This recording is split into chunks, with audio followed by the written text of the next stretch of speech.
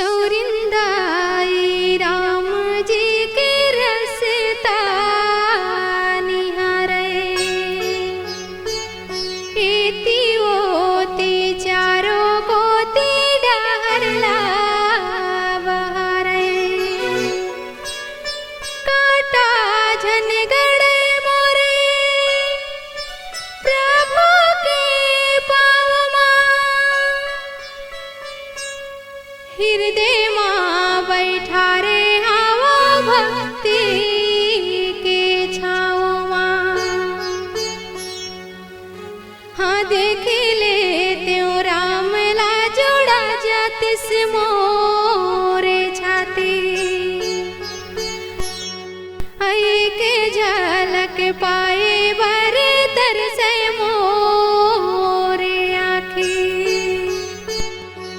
संज के रहा आवेगा मोर हीर गुरैया, संज के रहा आवेगा मोर हीर गुरैया, मेरे उमर पहागे